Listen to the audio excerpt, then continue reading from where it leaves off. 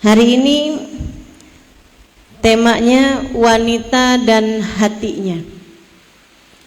Kenapa saya pilih tema ini? Saya memberi beberapa pilihan tema yang kemudian disepakati untuk parigi ini, wanita dan hatinya. Untuk menghibur kita semuanya, memberitahu kepadamu betapa sebenarnya hatimu adalah sesuatu yang sangat pantas untuk dicinta dan juga sangat pantas, sangat bernilai untuk dihargai. Teman-teman saudaraku sekalian yang saya muliakan, Allah Subhanahu wa taala mengaruniakan kepada laki-laki dan perempuan badan dan juga perasaan, dan dua hal tersebut Allah jadikan berbeda antara laki-laki dengan perempuan. Kata Allah Subhanahu wa taala dalam Al-Qur'an, "Walaysa dzakaru kal untha." Walaysa dzakaru kal untha. Dan laki-laki itu tidaklah sama dengan perempuan. Laki-laki tidak sama dengan perempuan. Kamu sama suamimu berbeda, Bu. Kamu sama abangmu berbeda. Kita perempuan dengan laki-laki memang Allah Subhanahu wa taala ciptakan berbeda. Salah satu dari perbedaannya, kalau secara sains ya, itu memang otak laki-laki dengan otak perempuan berbeda. Otak laki-laki itu otak akademiknya sama otak apa namanya itu ya, yang membuat keterampilan itu Allah Subhanahu wa taala ciptakan akademisinya, logikanya itu lebih besar daripada yang satunya lagi. Sementara kalau perempuan dibuat sama Allah Subhanahu wa taala sama rata. Karenanya memang perempuan ini lebih, istilah anak zaman sekarang, multitasking. Jadi mereka itu dapat mengerjakan, kita ini dapat mengerjakan berbagai macam hal dalam satu waktu sekaligus. Coba perhatikan. Kamu kalau lihat dirimu pagi-pagi hari, kalau nggak di sini nih, sambil masak, sambil gendong anak, baju sudah kamu masukkan di mesin cuci, ada yang telepon bisa kamu angkat, betul? Pas ditelepon teman kamu bilang, kamu lihat tuh televisi, ada berita yang kemarin kita obrolkan. Kita buka televisi, kamu sambil masak, sambil gendong anak, sambil nerima telepon, kamu masih bisa mata kamu pakai buat nonton televisi. Itu hebat sekali. Laki-laki tidak dapat melakukan hal tersebut, teman-teman. Gak bisa tuh. Sampai-sampai disampaikan oleh para psikolog dalam ilmu psikologi, kalau kamu berbicara dengan anak laki-lakimu, minta dia untuk jangan sambil mengerjakan hal yang lain. Anakmu sambil main game misalnya gitu, "Nak, mama mau bicara." Anak laki-laki kamu bilang, "Iya mah, apaan mah?" Sambil dia main. Jangan percaya, dia tidak mendengarkanmu. Tapi kalau anak perempuan, misalnya dia bilang, "Nak, mama mau bicara sama kamu." "Iya mah." Kamu kasih aja kertas, kamu kasih pewarna, minta dia untuk menggambar misalnya, tapi dengerin mama ya nak.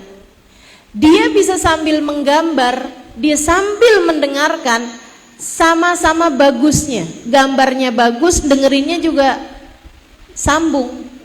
Itu perempuan. Kenapa begitu? Sebab Allah Subhanahu wa taala menjadikan kita ini kaum perempuan sebagai tiang. Kata Nabi Muhammad alaihissalam dalam hadisnya, al-mar'atu imadul bilad. Idza salahat salahatil bilad, fa idza fasadat fasadatil bilad. Perempuan itu tiangnya negara. Kalau perempuannya bagus, kuat, kokoh, maka bagus pula lah negaranya. Kalau tiangnya hancur, rusak, roboh, maka roboh pula lah seluruh bangunannya. Seluruh negaranya jadi rusak juga. Indonesia dalam skala yang lebih besar adalah sebuah negara. Sulawesi Tengah dalam skala yang besar adalah sebuah bilad, sebuah negara. Parigi dalam skala yang lebih kecil adalah sebuah negara. Dan rumah tanggamu dalam skala yang paling kecil adalah sebuah negara. Nasib keluargamu itu, teman-teman, tidak terlalu ditentukan oleh seperti apa pimpinan negaranya, yaitu suamimu. Tapi yang lebih berpengaruh dalam sebuah rumah tangga adalah seperti apa dirimu sebagai perempuan di dalamnya. Jadi jangan pernah remehkan dirimu. Kamu tiangnya. Saya lama memikirkan hadis ini. Saya pikir kenapa Nabi nyebut kita tiang? Padahal kalau Nabi bilang kalian perempuan adalah pintu pembuka kebaikan bagi sebuah negara, udah bagus. Kalau Nabi Muhammad bilang kalian adalah lantai, pondasi dalam sebuah bangunan, udah bagus. Kalau Nabi Muhammad bilang kalian adalah dinding yang menjadi pelindung bagi sebuah negara, bagus. Kalau Nabi Muhammad bilang kalian adalah atap, tempat bernaung dalam sebuah negara, bagus. Tapi Nabi menyebut kita bukan pintu, bukan dinding, bukan lantai, apalagi jendela. Akan tetapi Nabi Muhammad menyebut kita sebagai tiang. Kenapa tiang? Sebab tiang adalah sandarannya atap, sandarannya dinding. Sebuah bangunan kalau diangkat atapnya, bangunannya tetap berdiri. Sebuah bangunan kalau diambil pintu-pintunya, bangunannya tetap berdiri. Sebuah bangunan kalau temboknya dihancurkan, bangunannya tetap berdiri.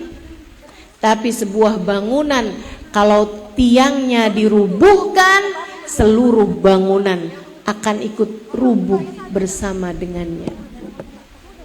Nabi Muhammad menyebut kita bukan hanya sebagai pintu, bukan hanya sebagai atap, akan tetapi sebagai tiang, di mana rumah tanggamu bergantung darimu.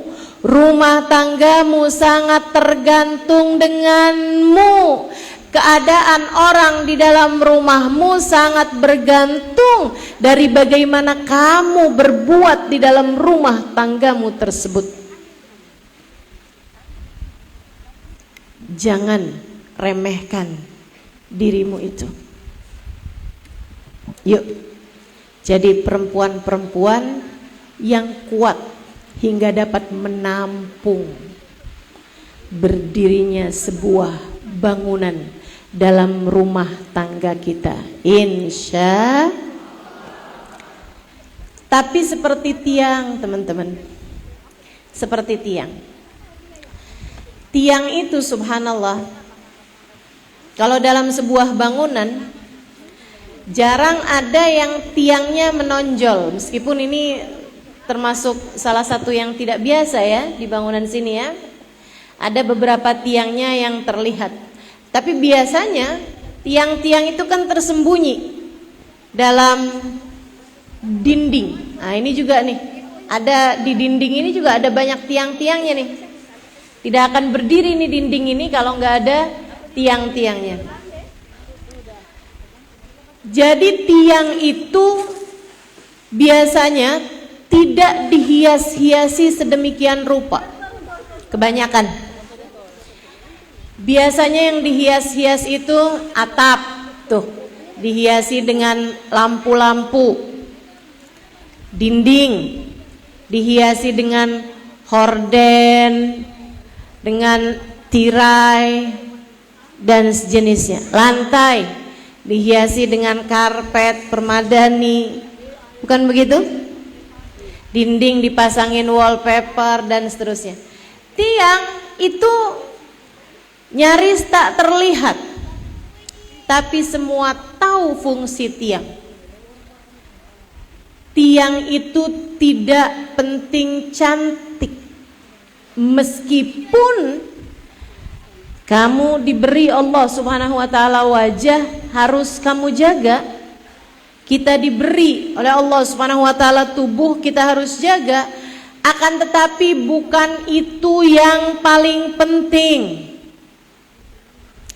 Jangan sampai kamu termakan iklan-iklan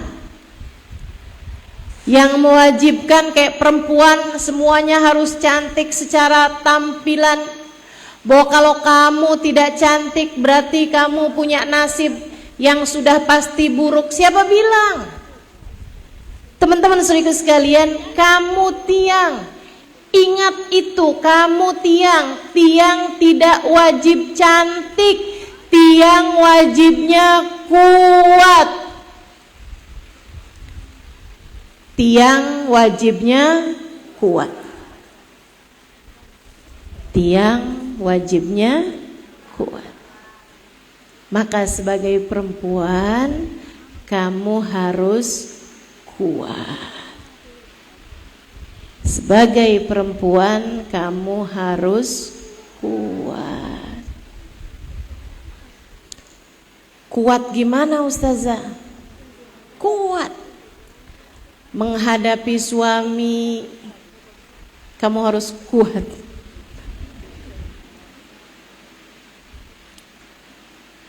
Kekuatan perempuan adanya pada apa nih Ustazah?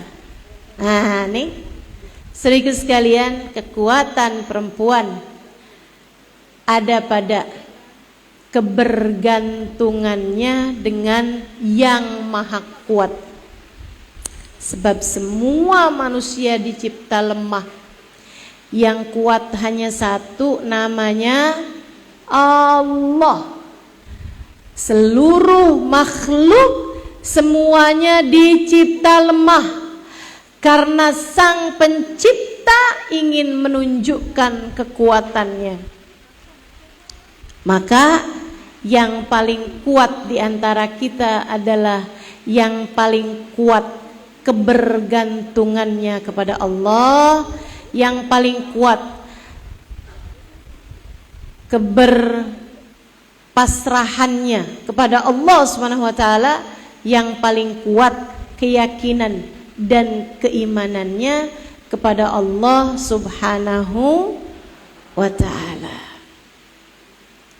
Kamu jadi perempuan, hatimu harus kuat. Kuat menghadapi suami. Sesekali dia dalam keadaan sehat, dalam keadaan baik, kamu dimuliakannya, kamu diperlakukannya dengan baik. Tapi sesekali dia sedang lelah, kamu dimarahinnya, kamu dicuekinnya, kamu diperlakukan tidak baik. Kamu harus kuat. Kamu harus kuat. Kamu harus kuat menghadapi anak-anakmu. Bu, kamu harus kuat menghadapi anak-anakmu. Ketika ada anakmu yang sedang sakit, kamu harus kuat.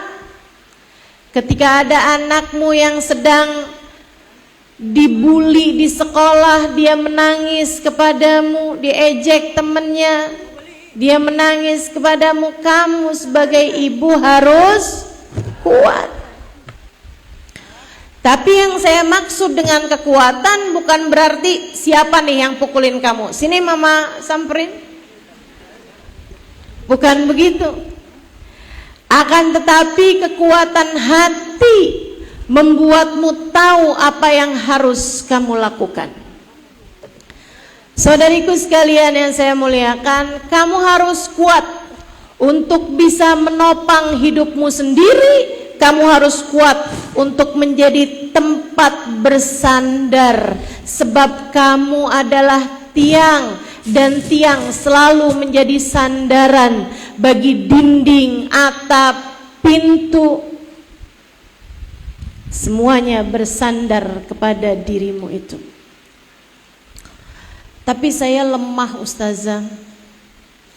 Saya nih udah gak kuat lagi. Saya udah gak tahan nih ustazah. Saya rasanya kayak hidup ini benar-benar menghancurkan saya. Sepertinya saya terombang-ambing, dihantam badai. Kehidupan membuat saya porak-poranda, jatuh bangun, hingga akhirnya jatuh dan tak kuat bangun lagi. Apa yang harus saya lakukan? Saudariku sekalian, saya sampaikan kembali padamu, kita semuanya sebagai manusia, terutama kita kaum perempuan, diciptakan Allah lemah, gak mampu. Karenanya kamu perlu bersandar. Kalau badai kehidupan membuatmu terjatuh, biar gak gampang jatuh, kamu harus sandaran yang rileks. Sandarannya sandaran kayak saya nih. Saya punya sandaran, ibu-ibu gak punya sandaran. Karena ibu-ibu tidak bersandar kecuali kepada Allah, ya Bu ya. Ibu-ibu sekalian, ketika saya bersandar seperti ini, saya jauh lebih tenang, saya jauh lebih santai, saya jauh lebih rileks. Itu harus kamu ingat. Ketika kamu merasa saya lelah, saya capek, saya udah enggak tahan lagi, Bu, karena kamu berdiri terlalu tegang, karena kamu tidak bersandar. Maka pelajarilah ilmu sandar. Sandar yang enak, yang rileks. Gimana caranya ustazah? Bangunlah di waktu malam, sholatlah beberapa rakaat, kemudian angkat tanganmu, kamu bilang, ya Allah, saya lemah, tapi saya tidak takut, karena bersamaku ada Engkau, Zat yang maha kuat. Kuatkanlah diriku ya Allah. Ya Allah, saya bodoh, tidak mengerti, tapi saya akan jalani hidup ini dengan berani, karena bersama dengan saya ada Engkau, Zat yang maha mengetahui segala sesuatu. Engkau akan membuat saya mengerti ya Allah. Saya miskin, tapi saya akan belajar untuk tidak takut menjalani kehidupan, sebab bersama dengan saya ada Engkau ya Allah. Zat yang maha kaya, pemilik segalanya. Engkau akan mencukupi saya ya Allah. Itu yang namanya sandaran. Itu namanya ilmu bersandar. Bersandarlah dengan dalam hari-harimu, dalam waktu-waktumu. Datang pagi hari, sebelum kamu pergi keluar rumah untuk melaksanakan keperluan-keperluanmu, atau sebelum kamu mengerjakan pekerjaan-pekerjaan rumahmu, di jam-jam 7 pagi, jam setengah 7 pagi, jam 8 pagi, kamu mengerjakan sholat duha, sholatlah pula sholat istikharah. Diajarkan baginda kita Nabi besar Muhammad sallallahu alaihi wasallam. Para sahabat meriwayatkan, allamana Rasul salatal istikharah kama allamana shalah ayil mafruḍah. Nabi Muhammad mengajarkan kepada kami salat istikharah seperti mana Nabi Muhammad mengajarkan kepada kami salat fardu. Artinya Nabi sangat mementingkan para sahabat-sahabatnya untuk mengerjakan salat istikharah. Ma khaba man istakhar. Kata para ulama, ma khaba man istakhar. Tidak akan pernah rugi orang yang selalu beristikharah. Pagi hari istikharah. Usolli sunnatal istikharah rakaatain lillahi ta'ala. Habis selesai salam, kamu angkat tanganmu, kemudian kamu bilang, ya Allah, ada satu hari baru. Ada satu hari baru yang kau minta saya sebagai hambamu menjalaninya. Ya Allah, saya tidak mengerti bagaimana menjalaninya dengan cara yang terbaik. Karenanya saya mohon bimbinganmu ya Allah. Bimbing mata saya biar melihat dengan baik. Bimbing telinga saya biar mendengar dengan cara yang baik. Bimbing lisan saya biar bisa bicara dengan baik. Biar kita enggak banyak nyeselnya, Bu, Dek, Kak. Minta bimbingan sama Allah untuk lisan kita. Berapa banyak kita berbicara kemudian kita sesali. Di dunia saja Allah sudah beri pelajaran kepada kita. Berapa banyak apa yang kita sampaikan kepada orang lain kemudian kita sesali belakangan. Kita bilang sama suami kita, saya nyesel nikah sama kamu.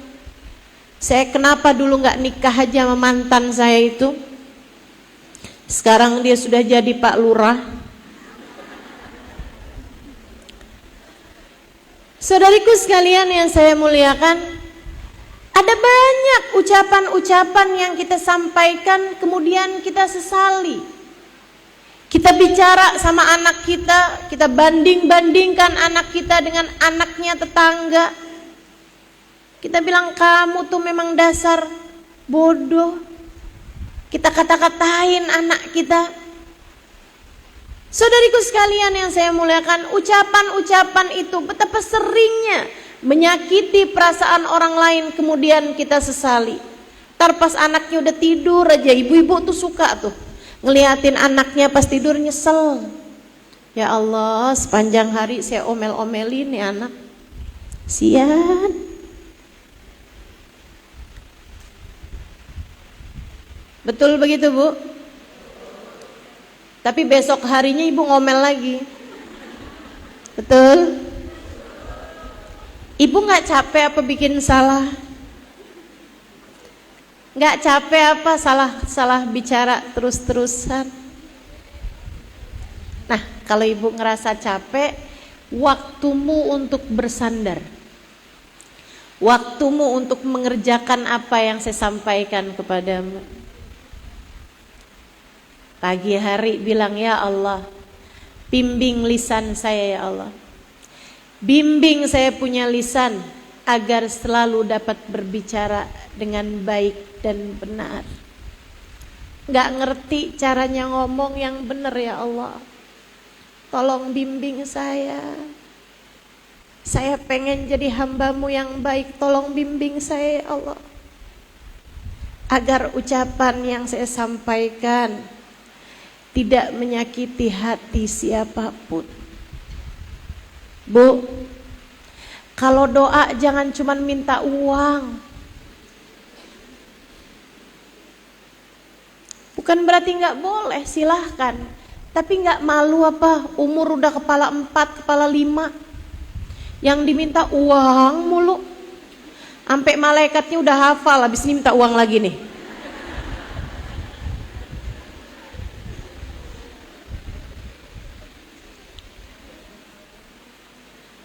Betapa pentingnya kamu meminta hidayah, meminta bimbingan, meminta inayah dari Allah Subhanahu wa taala, meminta agar Allah memandangmu dengan pandangan penuh kasih sayang, menuntun langkah kehidupanmu, langkah demi langkah, langkah demi langkah, hingga hari pertemuanmu dengan Allah Subhanahu wa taala, sedangkan Allah ridha kepadamu. Menurutmu apa yang paling penting di kehidupan dunia ini? Punya rumah, punya mobil, punya uang banyak? Bukan, ibu-ibu saudaraku sekalian. Yang paling penting bagi kita hidup di atas muka bumi ini agar Allah Subhanahu wa taala, pemilik semesta, dapat memandangmu dengan pandangan penuh cinta. Jika Allah Subhanahu wa taala yang telah menciptakanmu dapat memandangmu dengan pandangan penuh cinta, maka yang rileks bersandarnya kepada Allah Subhanahu wa taala, serahkan berbagai macam urusanmu hanya kepadanya. Minta bimbingan. Ya Allah, bimbing lisan agar senantiasa berbicara dengan baik dan benar. Bimbing tangan, kaki untuk bisa bergerak dan melangkah sesuai dengan cara yang paling Engkau inginkan ya Allah. Minta pula bimbingan terutamanya untuk akal pikiran kita agar dapat berpikir dengan benar, dan minta bimbingan nomor satunya untuk hati kita. Ya Allah, bimbing hati saya ya Allah agar memiliki perasaan yang benar. Karena sumber bahagia, sumber derita itu adalah hati. Hati yang bahagia akan merasa bahagia meskipun berada dalam gurun tandus sekalipun. Sementara hati yang sengsara, hati yang menderita, dia akan merasa terpenjara meskipun berada dalam tempat paling indah, hotel berbintang 5 sekalipun. Karena yang bisa merasakan bahagia itu sebenarnya adalah hati kita. Maka Bu, minta sama Allah kelapangan hati, kebersihan hati. Kita minta sama Allah agar hati kita menjadi tempat turun hujan rahmatnya Allah Subhanahu wa taala di atas muka bumi ini. Amin ya rabbal alamin. Yuk belajar sandaran.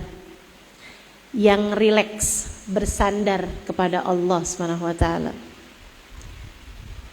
Kamu minta, kamu berdoa, minta kepada Allah bimbingannya, minta kepada Allah hidayahnya, minta kepada Allah kebaikan-kebaikan darinya. Kemudian selalu ingatkan hati bahwa apapun yang terjadi adalah yang terbaik yang dapat Allah berikan kepadamu. Hatimu jangan kamu biarkan untuk tergesa-gesa memutuskan, saya malang, saya menderita, saya susah, hidup saya tidak bahagia. Jangan begitu. Allah telah anugerahkan untuk dirimu keimanan, dan itu adalah kenikmatan yang luar biasa yang Allah Subhanahu wa taala berikan kepadamu, Bu. Nikmat besar yang Allah Subhanahu wa taala berikan kepadamu. Saya punya teman namanya Ustazah Ummu Abdurrahman. Nama sebenarnya adalah Ibtisam. Dia berdakwah di Sydney, Australia. Satu hari datang ke Indonesia beberapa tahun yang silam. Dia ada memberikan kajian yang saya terjemahkan karena dia berbicaranya dengan bahasa Arab. Beliau seorang ustazah yang terkemuka di Sydney sana. Beliau cerita, dia bilang, alhamdulillah geliat Islam di Australia tambah hari semakin tambah berkembang. Ada banyak orang-orang yang minta diislamkan setiap minggunya, bahkan beberapa hari sekali ada aja. Dia bilang akan datang ke masjid, dan di masjid itu sudah ditugaskan ustadz untuk mengislamkan yang laki-laki dan ustazah untuk mengislamkan yang perempuan, dan saya salah satu di antaranya. Saya ustazah yang mentalkinkan Islam buat mereka. Dia bilang ada satu perempuan masuk Islam hari itu, saya talkinkan syahadat. Besok paginya dia tanya, besok malam-malam dia telepon saya. Dia bilang, Ustazah,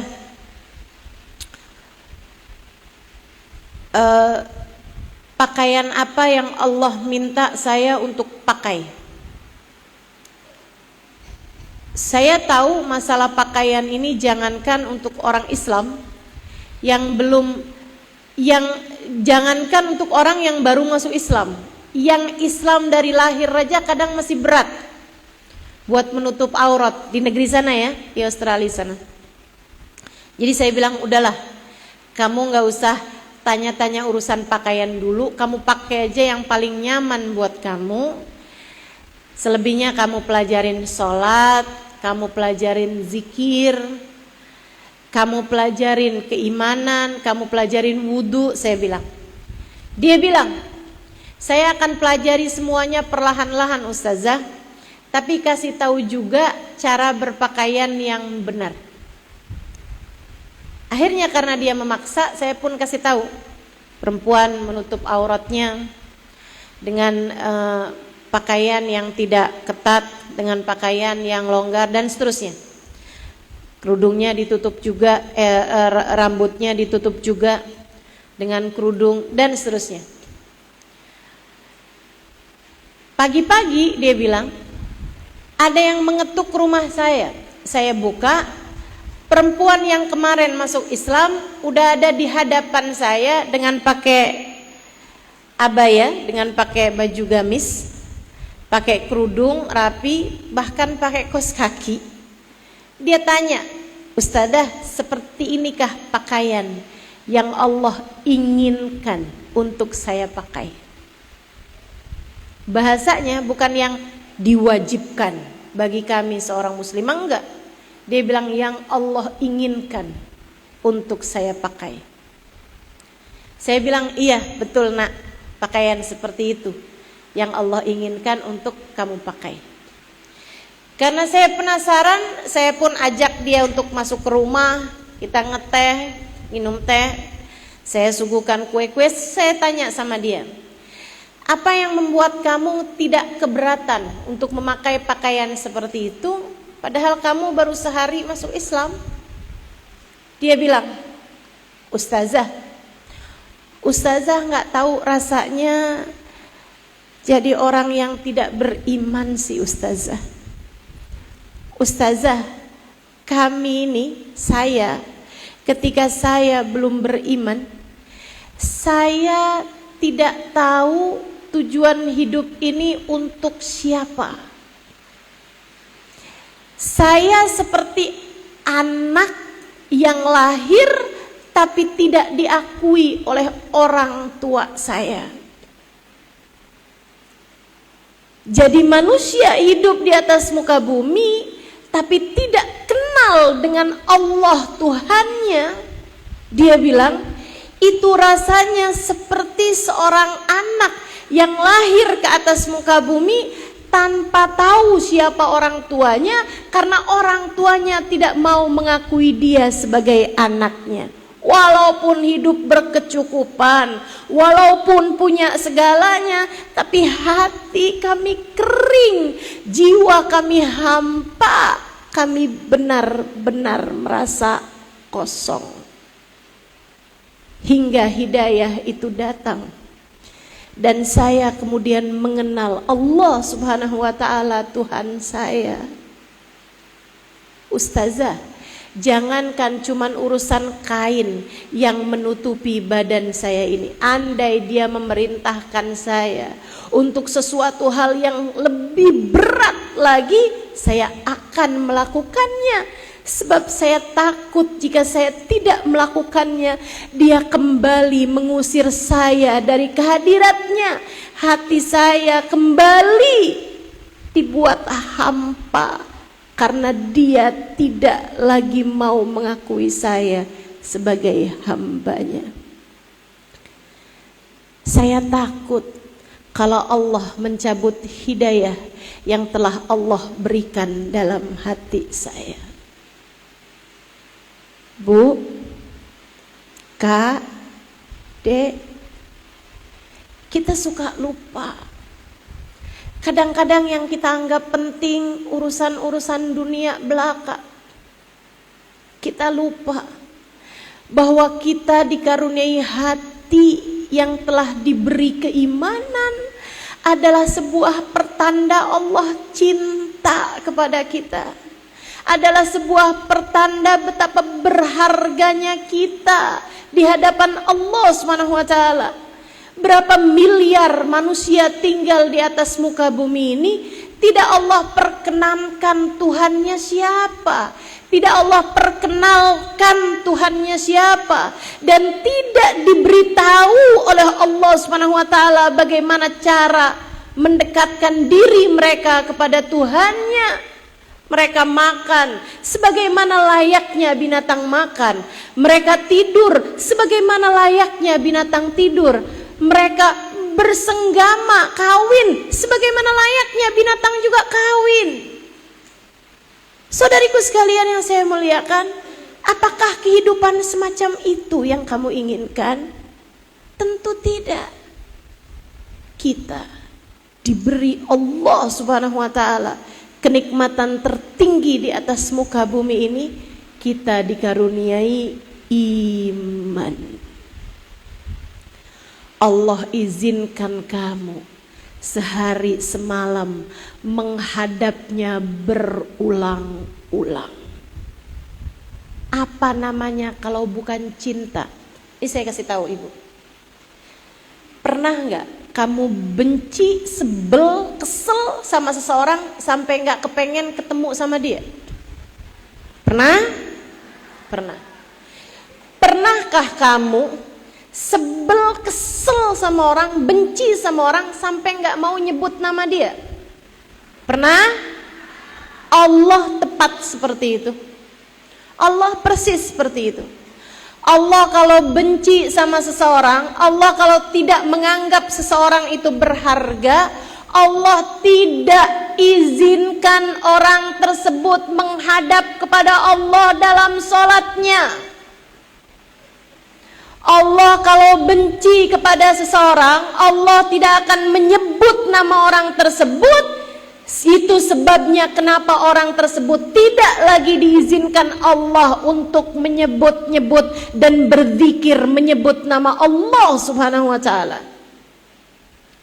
Karenanya sering saya sampaikan berulang-ulang, di mana-mana tempat, ketika kamu sholat, bukan hanya karena kamu yang mau sholat, akan tetapi karena kamu berharga di mata Allah, Allah izinkan kamu untuk menghadap kepadanya. Ketika seseorang tidak mau sholat, bukan hanya karena dia tidak mau sholat, akan tetapi karena dia sudah tidak lagi berharga di mata Allah, sehingga Allah Subhanahu wa taala tidak mengizinkan dia untuk menghadap kepadanya. Allah tidak lagi menganggap orang tersebut penting.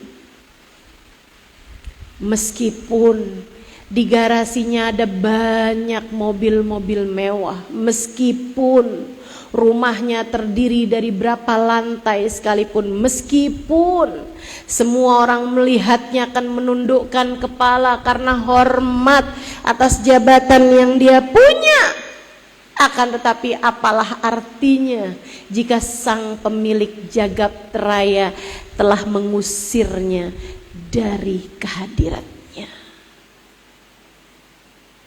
Dan disinilah kita dipilih Allah Subhanahu wa taala untuk menjadi wanita-wanita muslimah, diizinkan olehnya untuk ruku dan sujud menghadap padanya. Disinilah kamu berada. Diizinkannya dirimu untuk membenamkan wajah di tempat-tempat sujudmu. Kamu berucap subhana rabbiyal a'la wa bihamdi, subhana rabbiyal a'la wa bihamdi. Maha agung Engkau ya Allah, Engkaulah zat yang maha tinggi. Diizinkannya kamu untuk berulang-ulang berkata Allahu Akbar, Allah maha besar. Semua urusan yang lain semuanya kecil, sebab bersama dengan kita ada Allahu Akbar, Allah yang maha besar. Tidakkah semuanya layak kamu syukuri? Tidakkah semuanya layak untuk kamu hargai? Tidakkah iman yang telah Allah anugerahkan kepadamu, bahkan tanpa kamu minta, itu adalah sesuatu hal yang sangat pantas untuk kamu berterima kasih kepada Allah Subhanahu wa taala, dan kamu mengatakan ya Allah, terima kasih atas nikmatnya iman Islam yang telah Engkau anugerahkan kepadaku ya Allah. Selebihnya kalau urusan dunia itu kayak ukuran kaki. Bu, yang punya kaki kecil pernah ngiri gak sama yang punya kaki besar? Ih, kamu enak ya kakinya besar, sepatu kamu juga jadinya besar. Enggak, kamu gak perlu iri sama yang kakinya besar.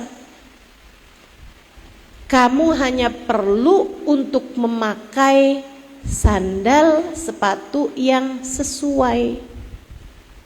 Demikian pula dengan urusan dunia.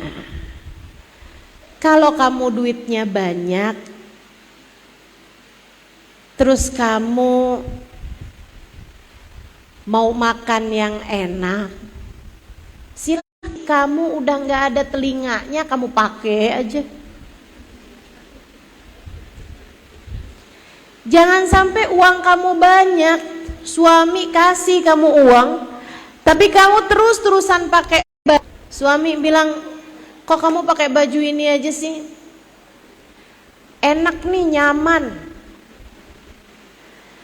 Enak nih, dingin, adem. Adem yang make, gerah yang lihat, Bu.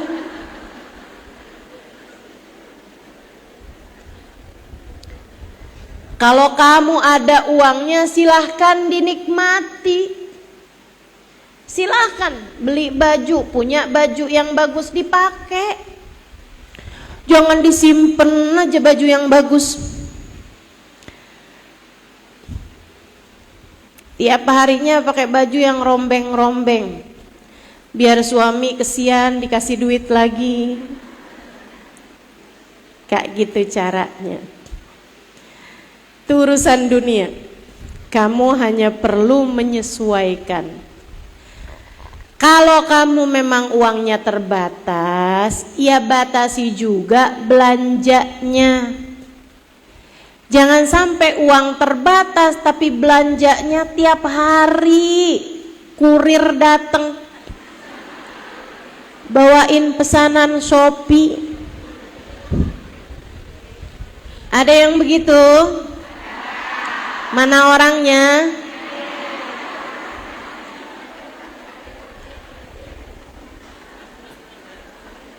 Ya Allah. Sampai uangnya kurang kemudian ngutang. Ngutangnya di online pula. Saudariku sekalian yang saya muliakan, hati-hati sama utang. Ini saya ceritain. Nabi itu, Bu, kalau ada sahabatnya yang meninggal dunia, Nabi tanya, punya hutang atau tidak? Kalau dibilang enggak Rasul, Nabi mensolatinya. Tapi kalau dibilang ada hutang Rasul, banyak hutangnya, atau ada hutangnya kepada beberapa orang, Nabi enggak jadi nyolatin. Nabi enggak mau nyolatin. Nah begitu, karena tidak bermanfaat. Nabi Muhammad tahu bahwa sholatnya beliau, doanya beliau tidak bermanfaat untuk orang yang punya tanggungan dengan orang lain.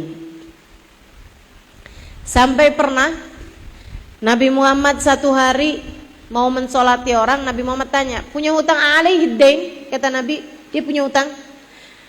Bala ya Rasulullah, alaihi dinarin. Betul wahai Rasulullah, dia punya 2 dinar hutang sama saya. Oh, yaudah, saya nggak mau nyolatin dia, kata Nabi. Ada sahabatnya, Abu Qatadah, sahabat dari orang yang meninggal ini dan juga sahabatnya Nabi Muhammad alaihissalam. Dia bilang, ya Rasulullah, alayya dinarin. Wahai Rasul, 2 dinarnya hutang buat saya aja yang tanggung wahai Rasulullah. Sholatkanlah sahabat saya ini, kesian dia wahai Rasulullah. Kamu ya yang tanggung? Iya Rasul. Pak, sama yang bapak tadi yang utangin, utang bapak ini dibayar sama Abu Qatadah ya Pak nanti Pak. Iya Rasul. Nabi pun mensolati dia. Kata Abu Qatadah, sejak hari itu Nabi tiap lihat muka saya langsung nanyain, ya Abu Qatadah, qadaita dinarin? Abu Qatadah, udah kamu bayar belum tuh hutang yang 2 dinar? Padahal bukan hutangnya Abu Qatadah, hutang kawannya yang ditanggungkan. Dan waktu itu kata Abu Qatadah, saya memang belum punya uang untuk bisa membayarkan hutang orang itu, yang membuat saya harus ngumpet-ngumpet gak mau dulu ketemu sama Nabi Muhammad. Karena setiap kali saya ketemu, Nabi pasti nanyain, udah kamu bayarin belum hutangnya? Sampai akhirnya saya hari itu bisa bayar hutangnya. Saya punya uang, saya pergi ke rumah orang tersebut, saya bayarkan hutangnya yang 2 dinar. Kemudian saya pun berani lagi tampil di hadapan Nabi Muhammad.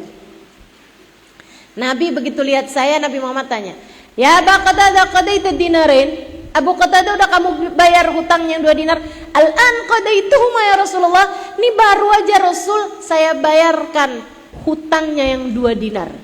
Nabi kemudian berkata, "Al-an baruda jilduh ya Abu Qatadah." Sekarang ini baru aja dingin kulitnya jenazah itu, wahai Abu Qatadah.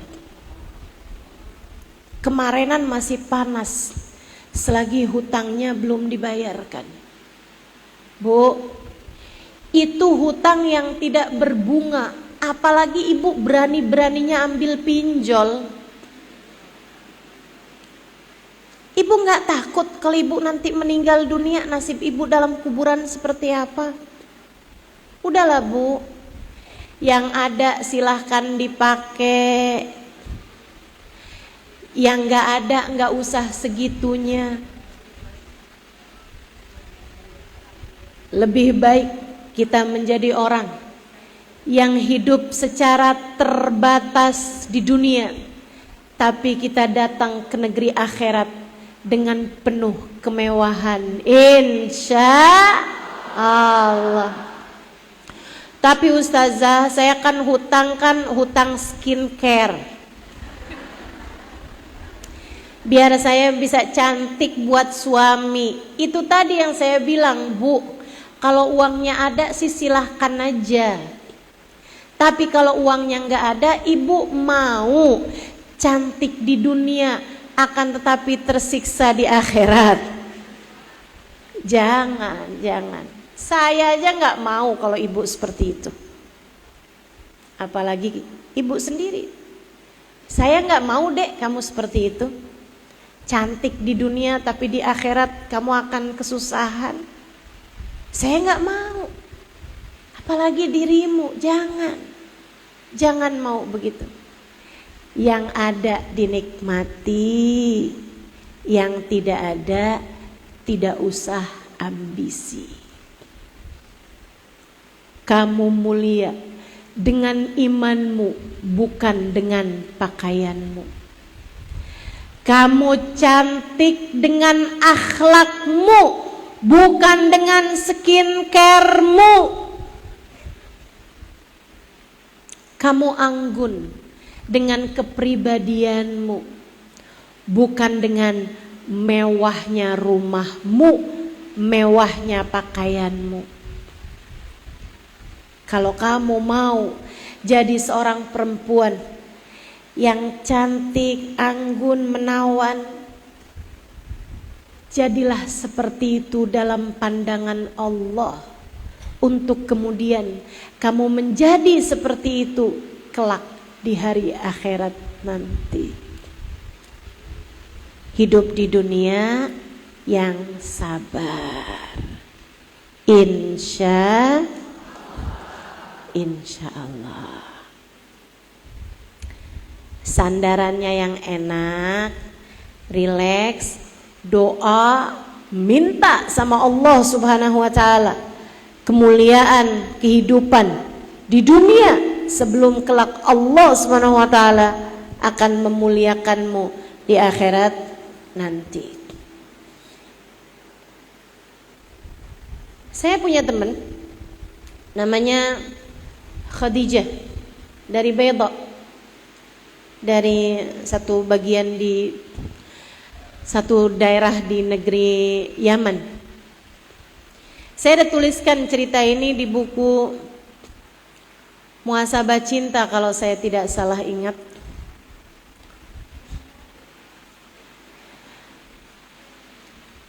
Teman saya ini Khadijah, dia nikah, saya lihat di antara teman-teman, dia ketika belajar di Daruz Zahra, tempat pesantren yang saya pelajari dulu bersama dengan Ustazah Syifa Ummul Banin, saya lihat ada beberapa kawan-kawan saya yang memang sudah menikah dan mereka datang ke Dar untuk belajar gitu. Nah ini salah satu di antaranya. Saya sering dengar katanya orang bule tuh romantis gitu sama istrinya. Tapi dari semua bule-bule yang pada belajar di Tarim Daruz Zahra, ada tuh dari Amerika, ada dari Inggris, ada dari Swedia. Saya malah ngelihat teman saya Khadijah ini, suaminya memperlakukan dia paling romantis.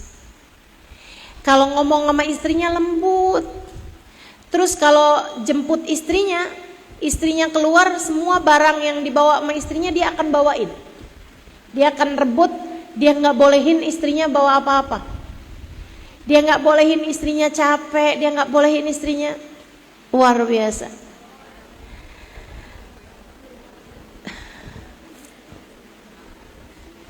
Sampai satu hari, nih ibu-ibu langsung nih. Masih ada nggak yang kayak gitu ya Ustazah? Dengerin saya. Satu hari, saya ingat hari itu saya lagi nyetrika baju, ada Khadijah ini. Saya bilang sama dia, Khadijah, saya kalau lihat suami kamu tuh kayaknya baik banget ya sama kamu. Kayak kamu kurang digendong aja gitu. Kayaknya kalau ada boleh suami gendong istrinya, kamu bakalan digendong sama dia. Terus dia cerita, Khadijah bilang, iya memang suami saya tuh baik banget. Alhamdulillah baik banget. Itu juga nilai lebih. Karena ada banyak, saya tanya perempuan-perempuan di Indonesia. Saya bilang, suami kamu kelihatannya baik banget ya. Dia jawab, kelihatannya aja tuh Ustazah.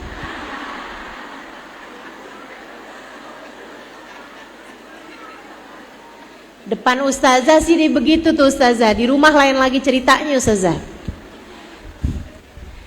Masya Allah. Saya tanya sama Khadijah nih, suami kamu baik banget. Iya betul Ustazah, suami saya baik banget. Alhamdulillah. Dia bilang, alhamdulillah saya tidak memutuskan sesuatu yang berbeda. Saya tanya, maksud kamu gimana? Dia pun cerita. Dia bilang, saya nikah berapa tahun yang lalu. Dia bilang awal nikah selama 6 bulan keadaan masih baik-baik aja. Baru habis kayak 5-6 bulan lah, baru kelihatan. Dia bilang sepertinya suami saya itu sedang punya masalah. Dalam dia punya toko, dia punya bisnis, kayaknya lagi ada masalah. Akhirnya mulai yang biasanya sebelum maghrib udah pulang, kami sholat maghrib jamaah, sholat isya jamaah, makan bersama, kemudian kami pergi tidur. Besoknya pagi subuh kami sholat berjamaah. Dia bilang mulai berantakan hidupnya. Saya tungguin kadang jam 10 baru pulang, mukanya kelihatan sumpek, kelihatan kusut. Saya sering tanya, kamu kenapa sih? Dan dia bilang, enggak apa-apa, udah kamu gak usah pikiran. Ini juga perbedaan nih antara laki-laki dan perempuan. Antara hati laki-laki dengan perasaan perempuan. Perempuan itu bercerita untuk mencari solusi. Laki-laki bercerita sesudah selesai masalah. Makanya kita tuh kan kalau apa-apa, kalau ada masalah kan kita malah tambah lebih cerewet. Pengennya kita cerita sama semua orang, terutama sama suami kita. Saya lagi pusing nih, begini. Kalau suami laki-laki itu biasanya cerita kalau udah selesai. Selagi dia belum selesai, dia belum mau cerita gitu. Sama perempuan, memang sama Allah dibikin seperti itu. Jadi kamu kalau suami kamu kelihatan pusing, gak usah yang apa sih, cerita dong. Kamu kayaknya nih punya teman cerita yang lain ya selain saya. Tambah pusing suaminya. Yuk jadi perempuan yang berilmu, biar ngerti caranya ngadepin segala sesuatu. Khadijah cerita, dia bilang keadaan menjadi tambah sampai kadang suami saya nggak pulang. Sampai dia bilang puncaknya, saya lagi tungguin dia hari itu, nggak pulang-pulang. Akhirnya saya tidur. Tengah malam ada yang ketok pintu. Saya buka, suami saya pingsan depan rumah, dibawa sama temennya, diketokin gitu, ditaruh suaminya depan rumah dalam keadaan pingsan. Pingsannya disebabkan karena kebanyakan minum minuman keras. Maksudnya mabuk. Dia bilang, saya sedih sekali, saya seret-seret badan suami saya sampai akhirnya saya taruhkan dia di atas tempat tidur dengan susah payah. Habis itu saya nangis saja di sampingnya. Saya bilang, ya Allah, kenapa nih suami saya kayak gini ya Allah. Dia tanya sama saya, dia bilang, saya nggak tahu di negeri kamu seperti apa Halimah, tapi di negeri saya jangankan mabuk, merokok saja itu dianggap seperti sudah melakukan tindak kriminal. Kayak orang jelek banget lah gitu, ahli maksiat banget gitu, apalagi mabuk dan sampai pingsan. Dia bilang datang waktu subuh, saya bangunin dia belum bangun juga. Sampai keluar waktu subuhnya, sampai dia bangun jam 9 pagi mungkin begitu. Dia bilang dalam keadaan sempoyongan, pusing, setengah mati. Saya tanya sama dia, kamu kok begini sih? Kamu ada masalah apa sih? Cerita dong. Dia diem aja, dia bilang udahlah. Saya kira itu adalah malam paling buruk dalam kehidupan saya, tapi ternyata itu baru awalnya. Besok-besoknya keadaannya terus seperti itu. Dan dari cerita beberapa orang kawan, saya tahu bahwa dia sedang punya banyak hutang, yang akhirnya karena udah gak tahan ditagih sana sini, dia pun mabuk dan dia pun berjudi. Sisa uang yang dia pakai itu dia pakai buat judi, dan akhirnya malah tambah habis-habisan. Tokonya terjual, semua barang-barangnya terjual, sementara dia masih punya banyak hutang. Saya akhirnya bingungan, saya tanya sama ustadz, saya tanya sama ulama, apa nih yang harus saya lakukan? Suami saya nih kadang-kadang pulang mabok, habis itu uangnya juga habis, semuanya dipakai judi. Mulai barang-barang di rumah dijual-jualin. Lemari dijual, kulkas dijual, apa dijual gitu.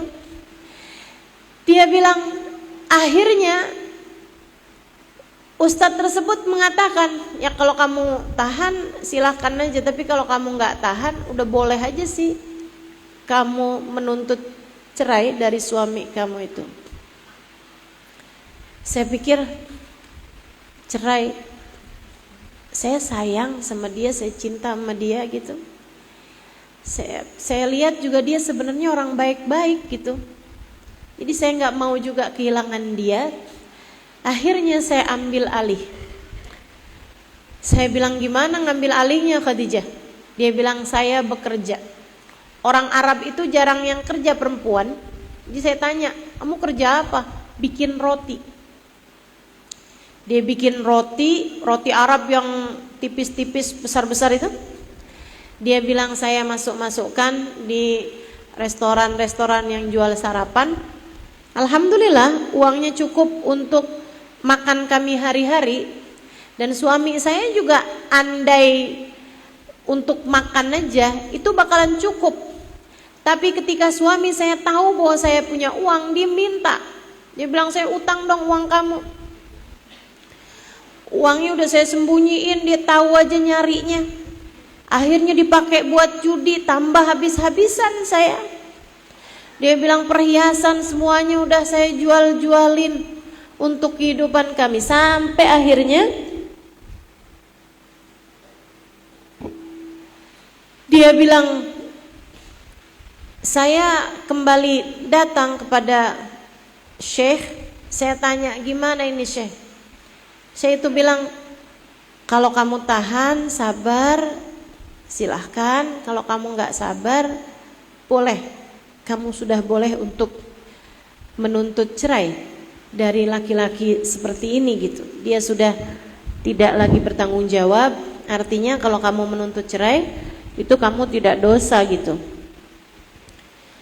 Dia bilang, tapi saya pikir sepertinya ada yang belum saya lakukan. Saya ingat bahwa semua manusia hidup di atas muka bumi, ada Allah penciptanya. Terus saya ingat-ingetin hal itu, membuat saya setiap malam bangun untuk bikin roti, saya awalkan bangunnya untuk sholat tahajud. Saya pun mulai bangun tahajud, saya sholat beberapa rakaat.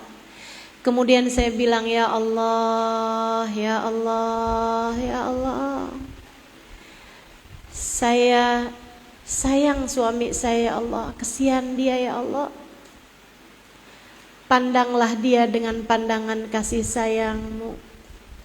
Cintailah dia, ya Allah. Berikanlah hidayah-Mu padanya, ya Allah. Bimbing dia kembali ke jalan-Mu, ya Allah. Saya terus berdoa seperti itu setiap malam sebelum saya bikin roti. Saya tanya sama dia, gimana Khadijah, doa kamu diijabah? Enggak. Suami saya malah kabur 3 bulan enggak datang. Doa tidak instan, teman-teman. Doa itu kayak kita nanem. Sekarang nih kamu menjadi seperti ini adalah karena doa-doamu di masa yang lalu. Doa-doamu di masa yang lalu. Saya sekarang malah menyesali hidup saya, Ustazah, karena saya begini begitu. Mungkin kamu kurang doa di masa lalu. Karena memang kita akan menjadi seperti yang kita mintakan kepada Allah di masa-masa lalu. Saya suka belajar dari kecil. Karenanya saya sering doa dulu di masa saya kecil. Biar begini saya pernah kecil juga loh, Bu. Di waktu saya kecil saya sering doa gitu, ya Allah, saya seneng belajar, saya seneng sama ilmu, jangan pernah pisahkan saya darinya, ya Allah. Dan alhamdulillah saya terus saja ada dalam lingkaran-lingkaran ilmu sampai dengan saat ini. Saya menikah tapi saya tidak terpisah dari ilmu. Hari-hari saya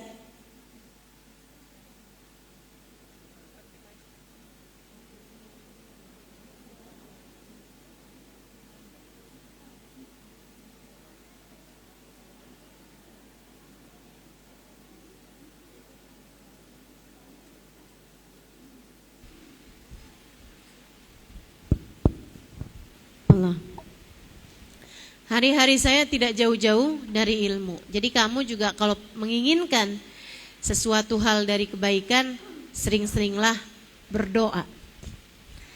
Doa membuat kita kuat. Doa menjadi sebab Allah memberikan apa yang kita inginkan.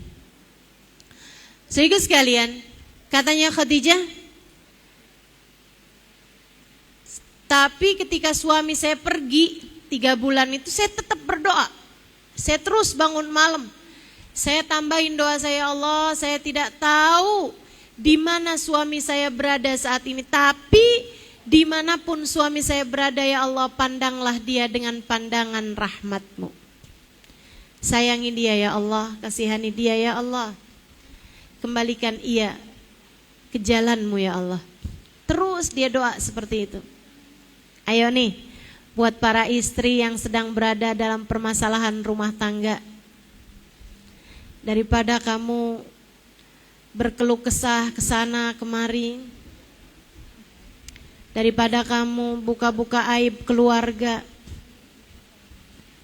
ada baiknya jika kamu mulai dengan bangun tahajud, sholat beberapa rakaat, kemudian angkat tanganmu, tengadah kepada Allah, bilang, ya Allah, kami butuh hidayah-Mu, ya Allah. Kami perlu pandangan kasih sayang-Mu, ya Allah. Kami berharap rahmat-Mu, ya Allah. berikanlah bimbinganmu kepadaku dan kepada suamiku ya Allah. Terus kamu doa seperti itu. Ud'uni astajib lakum. Kamu berdoa padaku, aku akan mengijabah doamu, kata Allah. Saya tanya sama Khadijah, kamu berdoa, suami kamu malah gak pulang 3 bulan, apa yang bikin kamu gak nyerah? Dia bilang, sebab saya tahu malam semakin gelap, pertanda fajar sebentar lagi terbit. Malam kalau sudah pekat, kalau sudah semakin gelap, artinya fajarnya akan segera terbit. Demikian pula dengan dirimu. Kalau masalah udah jadi sangat berat, asalkan jalan yang kamu tempuh benar, asalkan jalan yang kamu tempuh benar, membenamkan dirimu dalam ibadah kepada Allah, meminta dengan penuh kehusyuan. Kalau ada air mata yang kamu inginkan untuk terkeluarkan, keluarlah berupa doa-doa yang bagus kepada Allah Subhanahu wa taala. Ya Allah, tolong bimbing saya. Ya Allah, kesianin saya ya Allah. Ya Allah, saya udah enggak tahan ya Allah, saya enggak ngerti lagi mesti ngapain ya Allah, tolongin saya ya Allah, tolongin saya ya Allah. Jangan sampai permasalahan dalam rumah tangga itu seperti keluar dari mulut macan masuk ke mulut buaya. Masalahnya enggak pernah selesai-selesai. Nikah sama seorang laki-laki, dalam pandanganmu dia mengecewakan, kemudian kamu bercerai, kamu kemudian menikah lagi dengan laki-laki yang kamu berharap dia begini, dia begitu, ternyata yang terjadi dia adalah sebaliknya, tidak seperti yang kamu harapkan. Mau apa? Cerai lagi? Mau berapa kali kamu nikah? Orang tuh gak ada yang sempurna. Pernikahan tidak pernah ada yang ideal, saudariku sekalian. Bukan begitu caramu menjalani kehidupan. Yang salah bukan pada siapa suamimu, akan tetapi tentang bagaimana caramu menghadapinya. Enggak, saya enggak lagi belain suami kamu, enggak. Tapi saya juga enggak belain kamu. Saya hanya ingin kamu hidup dengan lebih baik, saudariku sekalian. Saya ingin kamu, meskipun andai kamu punya suami keras, dimarah-marahin suamimu, jangan sampai kamu dimarahin sama Allah. Saya pengennya andai suami kamu gak seberapa sayang sama kamu, kamu tetap disayang sama Allah. Sebab saya sayang padamu. Kamu adalah umat Nabi saya Muhammad sallallahu alaihi wasallam.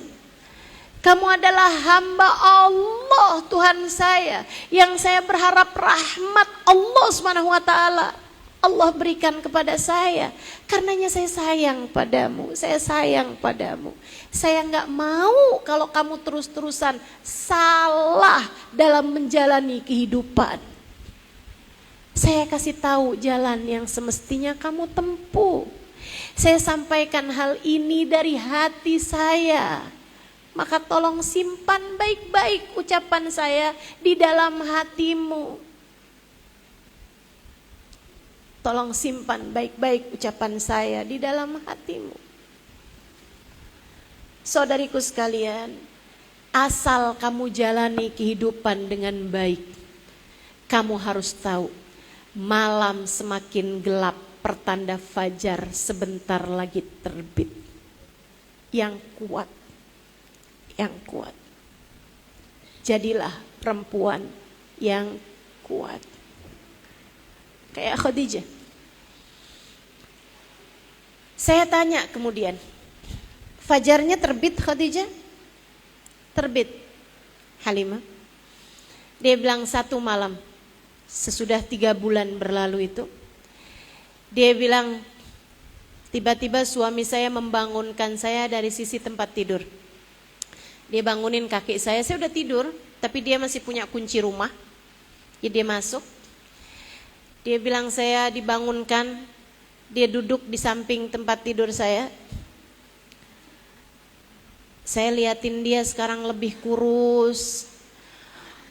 Wajahnya, badannya kelihatan lebih hitam, jenggotnya, jambangnya kelihatan tidak terurus, akan tetapi pandangan matanya bukan mata pemabuk, bukan mata penjudi. Terlihat ada kesedihan sangat mendalam di kedua matanya. Dia bangunin saya kemudian nunduk. Saya duduk di atas tempat tidur. Dia tanya, "Kamu masih istri saya bukan?"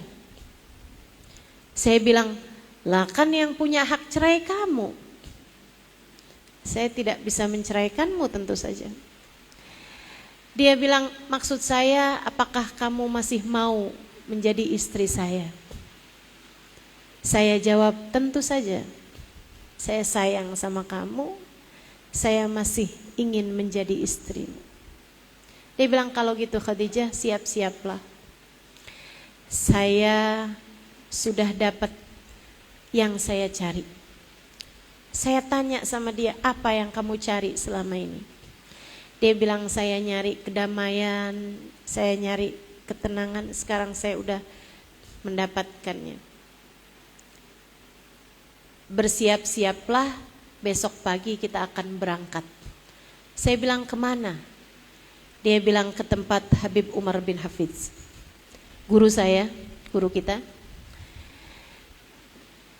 Saya sudah ketemu sama beliau sebulanan yang lalu. Saya ceritakan keadaannya. Beliau bilang, kalau gitu kemari sajalah, kalian bekerja untuk saya. Saya akan kerja di dapur Habib Umar sebagai tukang bikin roti." Dia bilang, "Bersiap-siap." Saya tahu persis siapa Habib Umar, betapa beliau adalah seorang ulama yang sangat luar biasa. Saya senang sekali hari itu, alhamdulillah. Dan ternyata suami saya juga karena punya banyak kebaikan-kebaikan sama orang, sebenarnya beliau sangat dermawan. Jadi hutang-hutangnya banyak dilunasi oleh keluarganya dan teman-temannya. Hingga akhirnya dia berangkat Kota Tarim dalam keadaan nyaris sudah melunasi semua hutang-hutangnya tersebut. Dia bilang, "Kami berangkat," saya ingat hari itu saya berangkat naik mobil, mobilnya gak pakai AC berbelas-belas jam. Tapi rasanya perjalanan yang sangat menyenangkan. Suami saya sepanjang jalan pegangin tangan saya. Terus dia bilang sama saya, "Makasih Khadijah, makasih Khadijah, kamu masih beri kepada saya kesempatan." Saya bilang, "Alhamdulillah, alhamdulillah." Dan seperti yang kamu lihat, Halimah, dia adalah seorang suami yang sangat baik memperlakukan istrinya.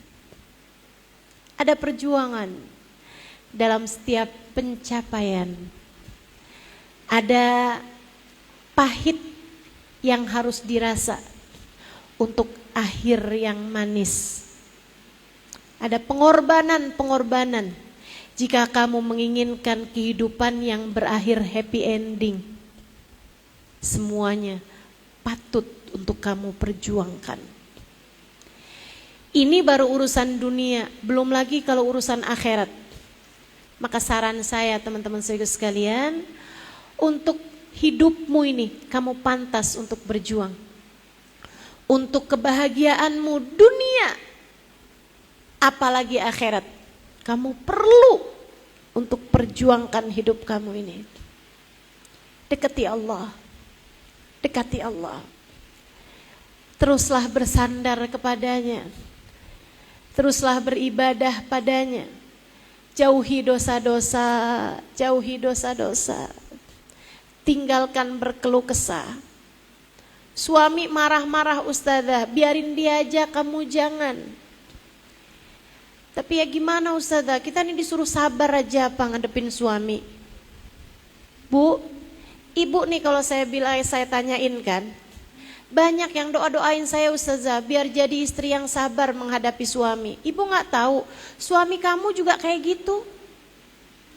Kalau ditanya minta didoain apa, doain saya Ustazah bisa sabar ngadepin istri.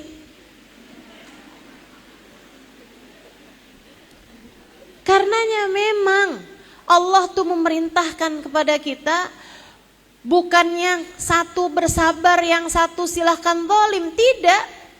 Tawasau bis sabri kata Allah. Saling berpesanlah kalian dengan kesabaran. Karena Bu, sebagaimana kamu mungkin seringkali merasa lelah menghadapi suamimu, suamimu juga bisa jadi sama seringkali merasa lelah menghadapi dirimu itu. Betul. Coba diingat-ingat, betul. Udah. Sekarang kita kalau ngadepin suami, lihat dia sebagai jalan surga bagi kita. Ibadah tertinggi seorang istri kepada Allah adalah dengan dia berlaku baik kepada suaminya. Suami saya Ustazah, saya baikin kayak gimana juga dia tetap seperti itu. Emang kamu sudah baik berapa lama? Suami saya suka marah-marah Ustazah, kamu gimana? Iya juga sih. Tapi kan saya marah karena dia marah. Nah itu dia teman-teman. Kalau nyari siapa yang salah di antara kalian berdua, kayak nyari duluan mana ayam sama telur. Gak bakalan ketemu. Udah gak usah permasalahkan siapa yang salah di antara kalian berdua. Belajar sajalah untuk menjadi istri yang solehah, agar kelak di hari akhirat Allah bisa bukakan pintu surga dan kamu boleh memasukinya dari pintu surga manapun yang kamu inginkan. Sebab begitu katanya Nabi Muhammad sallallahu alaihi wasallam, ayyuma imra'atin salat fardaha wa shamat syahraha wa ata'at zawjaha faltadkhulil jannah min ayyi babin sya'at. Apabila seorang perempuan sholat fardunya bagus, puasa Ramadannya benar, dan dia taat kepada suaminya. Andai kamu gak punya amal perbuatan sunnah banyak-banyak sekalipun, tapi kamu baik terhadap suami kamu muliakan suami kamu, faltadkhulil jannah min ayyi babin sya'at. Kelak di hari akhirat kamu boleh masuk surga dari pintu surga manapun yang kamu inginkan. Suami juga sama, Bu. Nilai imannya suami tergantung dari bagaimana dia memperlakukan istrinya. Kata Nabi gitu, ahsanukum li ahli wa ana ahsanukum li ahli. Yang terbaik di antara kalian di sisi Allah adalah yang paling baik memperlakukan istrinya, dan saya kata Nabi Muhammad adalah seorang laki-laki yang paling baik memperlakukan istri saya. Saudaraku sekalian yang saya muliakan, tapi itu kan biarin jadi urusannya suami. Kamu pasti akan sulit untuk mengendalikan suamimu. Satu-satunya hal yang bisa kamu lakukan adalah mengendalikan dirimu sendiri. Maka cobalah mulai dengan minta maaf sama suami. Nanti dia semakin besar kepalanya Ustazah. Enggak gitu.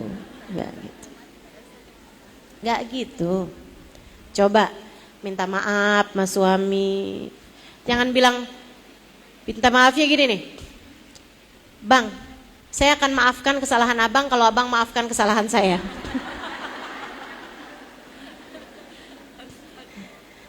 Minta maaf, betul-betul minta maaf. Bagaimanapun dia adalah jalan surga bagimu.